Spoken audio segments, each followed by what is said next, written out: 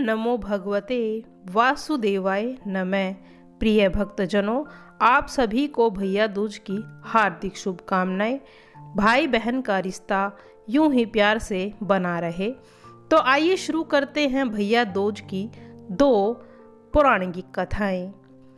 भैया दूज पर्व कार्तिक मास के शुक्ल पक्ष की द्वितीय तिथि को मनाया जाता है। इस दिन बहनें रोली एवं अक्षत से अपने भाई का तिलक कर उसके उज्जवल भविष्य के लिए आशीष देती है। भैया दूज की एक कथा। भैया दूज के संबंध में पौराणिक कथा है। सूर्य की पत्नी संज्ञा से दो संतानें थी। पुत्र का नाम यमराज और पुत्री का नाम यमुना। संज्ञा सूर्य का तेज सहन न कर पाने के कारण अपनी छाया मूर्ति का निर्माण कर उन्हें ही अपने पुत्र पुत्री को सौंपकर वहां से चली गई। छाया को यम और यमुना से अत्यधिक लगाव तो नहीं था, किंतु यमुना अपने भाई यमराज से बड़ा स्नेह करती थी। यमुना अपने भाई यमराज के यहाँ प्राय जाती और उनके दुख सुख की बातें पूछा करती। तब यमुना यमराज को अपने घर पर आने का निमंत्रण करती, किंतु व्यस्त होने के कारण और अत्यधिक दायित्व के कारण वो उनके घर पर नहीं जा पाते थे। एक बार कार्तिक शुक्ल द्वितीया को यमराज अपनी बहन यमुना के घर अचानक जा पहुँचे। बहन के घर जाते समय यमराज ने नरक में निवास करने वाले जीवों को मुक्त करा दिया। बहन यमुना ने अपने भाई का बड़ा आदर सत्कार किया। विभिन्न प्रकार के व्यंजन बनाकर उन्हें खिलाया और उनको तिलक लगाया। तब वे वहाँ से चलने लगे। तब उन्होंने यमुना से भी उनकी इच्छा के अनुसार वर मांगने का अनुरोध किया। यमुना ने अपने उनके आग्रह को देखकर कहा, भैया यदि आप मुझे वर देना ही चाहते हैं तो यह वर दीजिए कि आज के दिन प्रति वर्ष आप मेरे यहाँ आया करेंगे और मेरा आतिथ्य स्वीकार किया करेंगे। इसी प्रकार जो भाई अपनी बहन के घर जाकर उसका आतिथ्य स्वीकार करता है तथा इस दिन जो बहनें अपने भाई को टीका करके भोजन खिलाए उसे भय ना रहे। इसी के साथ इन्होंने यह भी वरदान दिया कि यदि इस दिन भाई बहन यमुना नदी में डुबकी लगाए तो वे यमराज के प्रकोप से बच सकते हैं। यमुना की प्रार्थना को स्वीकार करने लिया। तभी से भाई बहन का यह त्योहार मनाया जाने लगा। एक बुढ़िया माई थी, उसके 7 बेटे और 1 बेटी थी। बेटी की शादी हो चुकी थी। जब भी उसके बेटे की शादी होती, फेरों के समय एक नाग आता और उसके बेटे को डस लेता था। बेटा वहीं ख़त्म हो जाता। बहु विधवा इस तरह से उसके 6 बेटे मर गए। 7वें की शादी होनी बाकी थी। इस तरह अपने बेटों के मारे जाने के दुख से बुढ़िया रो रो कर अंधी हो गई। भाई दूज आने को हुई तो भाई ने कहा कि मैं बहन के घर तिलक कराने जाऊंगा। माँ ने कहा ठीक है।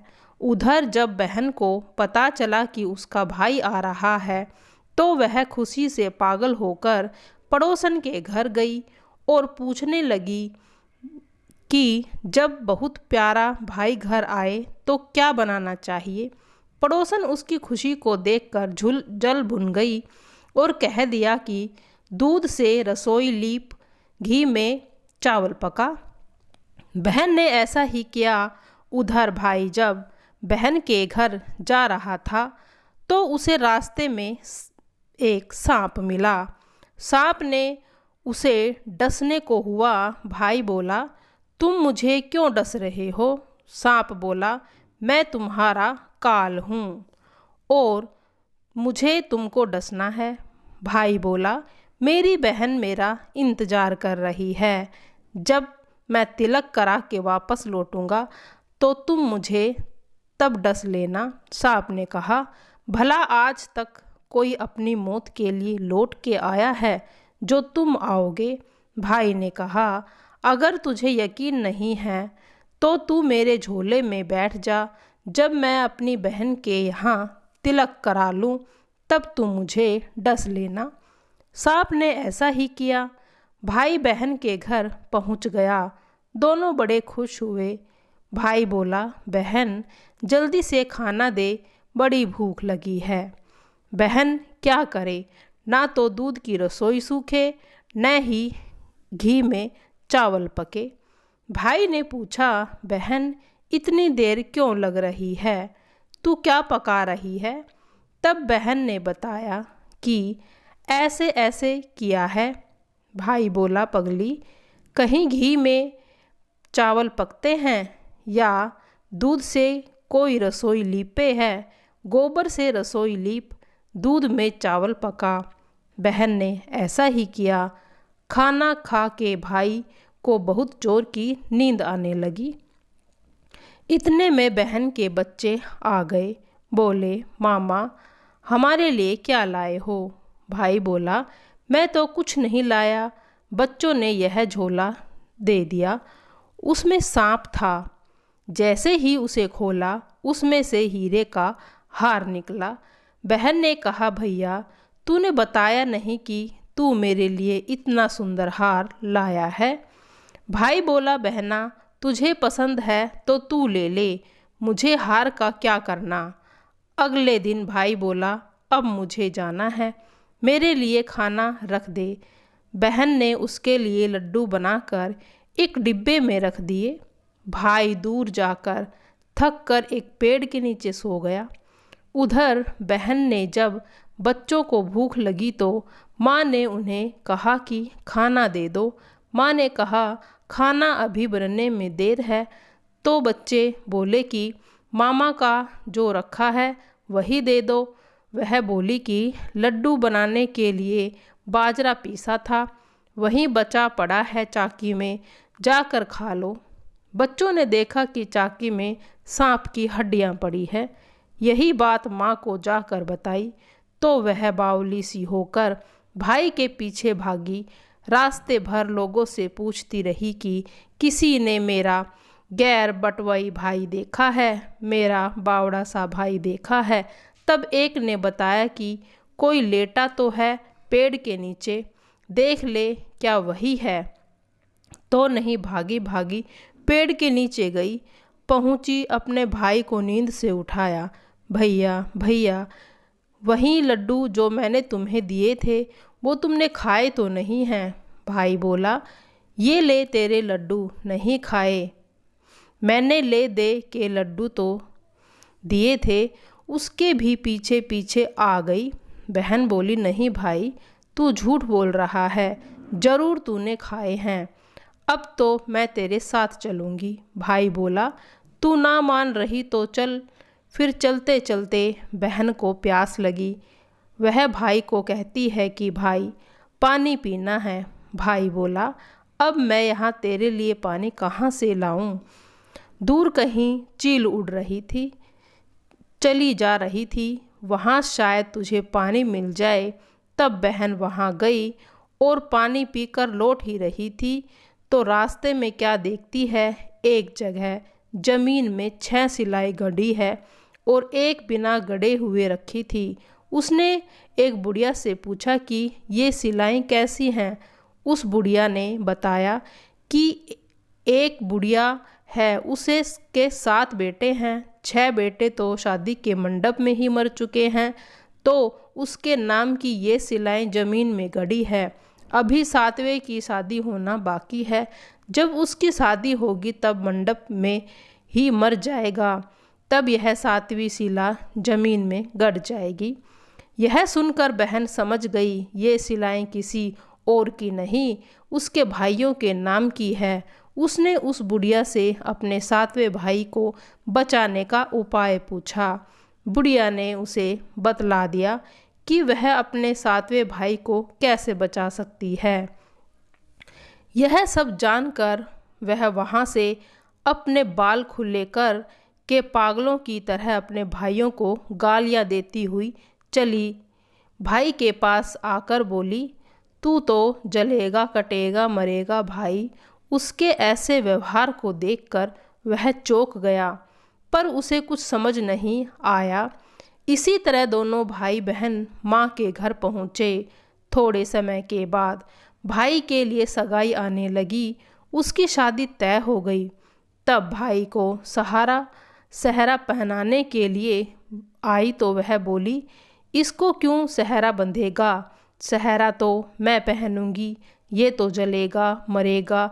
सब लोगों ने परेशान होकर सहरा बहन को दे दिया और बहन ने देखा उसमें कंगली की जगह सांप का बच्चा था। बहन ने उसे निकाल कर फेंक दिया। अब जब भाई घोड़ी पर चढ़ने लगा तो बहन फिर बोली, ये घोड़ी पर क्यों चढ़ेगा? घोड़ी पर तो मैं बैठूंगी, ये तो जलेगा मरेगा, इसकी लाश को चील कौवे खाएंगे। सब लोग बहुत परेशान होकर सब ने उसे घोड़ी पर चढ़ने दिया। अब बारात चलने को ही तब बहन बोली, ये क्यों दरवाजे से निकलेगा? ये तो पीछे के रास्ते से जाएगा, दरवाजे से तो मैं निकलूंगी। जब वह दरवाजे के नीचे से जा रही थी तो दरवाज़ा अचानक गिरने लगा। बहन ने एक ईंट उठाकर अपनी चुनरी में रख ली। दरवाज़ा वहीं की वहीं रुक गया। सब लोगों ने बड़ा अचंभा हुआ। रास्ते में एक जगह बारात रुकी तो भाई को पीपल के पेड़ के नीचे खड़ा कर दिया। बहन कहने लगी, ये क्यों छाँव में खड़ा होगा? ये तो धूप में खड़ा होगा, छाँव में तो मैं खड़ी होंगी। जैसे ही वह पेड़ के नीचे खड़ी हुई, पेड़ गिरने लगा। बहन ने एक पत्ता तोड़कर अपनी चुनरी में रख लिया। पेड़ वहीं की वहीं रुक गया। अब तो सबको विश्वास हो गया था कि ये बावली कोई जादू टोना सीख कर आई है, जो बार बार अपने भाई की रक्षा कर रही है। ऐसे करते करते फेरों का समय आ गया। जब दुल्हन आई तो उसने दुल्हन के कान में कहा, अब तक तो मैंने तेरे पति को बचा लिया, अब तू ही अपने पति को और साथ ही अपने मरे हुए जेठों को बचा सकती है। फेरों के समय एक नाग आया, जो जैसे ही दूल्हे को डसने को हुआ, दुल्हन ने उसके लोटे में भरकर के ऊपर से प्लेट से बंद कर दिया। थोड़ी देर बाद नागिन लहर लहर करती हुई दुल्हन से बोली, तू मेरा पति छोड़ दे। दुल्हन बोली, पहले तो तू मेरे पति को छोड़। नागिन ने कहा, ठीक है, मैंने तेरा पति छोड़ा। दुल्हन, ऐसा नहीं, पहले 3 बार बोल। नागिन ने 3 बार बोला। फिर बोली कि अब मेरे पति को छोड़। दुल्हन बोली, एक मेरे पति से क्या होगा? हंसने बोलने के लिए जेठ भी तो होना चाहिए। एक जेठ भी छोड़ दिया। नागिन ने जेठ के भी प्राण दे दिए। फिर दुल्हन ने कहा, एक जेठ से लड़ाई हो गई तो एक और जेठ छोड़ दो। विदेश चला गया तो तीसरा जेठ भी छोड़ दो। इस तरह एक एक करके दुल्हन ने अपने 6 जेठ जीवित करा लिए। उधर रो रो कर बुढ़िया का बुरा हाल था कि मेरा तो 7वां बेटा ही बाकी है, अब तो वह भी मर जाएगा। गांव वालों ने उसे बताया कि उसके 7 बेटे और 7 बहुएं आ रही हैं। तो बुढ़िया बोली, अगर यह बात सच है तो मेरी आँखों की रोशनी वापस आ जाए और मेरे सीने से दूध की धार बहने लगे। ऐसा ही हुआ। अपने 7 बहू बेटों को देखकर वह खुश हुई। बोली, यह सब तो मेरी बावली का किया है। कहाँ है मेरी बेटी? सब बहन को ढूंढने लगे। देखा तो वह भूसे की कोठरी में सो रही थी। जब उसे पता चला कि उसका भाई सही सलामत है तो वह अपने घर को चली। पीछे पीछे सारी लक्ष्मी भी जाने लगी। बुढ़िया ने कहा, बेटी पीछे मुड़ के देख, तू सारी लक्ष्मी ले जाएगी तो मेरे भाई भाभी क्या खाएंगे? तब बहन ने पीछे मुड़कर देखा और सो कहा, माँ मैं अपने हाथों से दिया वह मेरे साथ ही चल बाकी का भाई भाभी के पास रह। इस तरह से एक बहन ने अपने भाई की रक्षा की।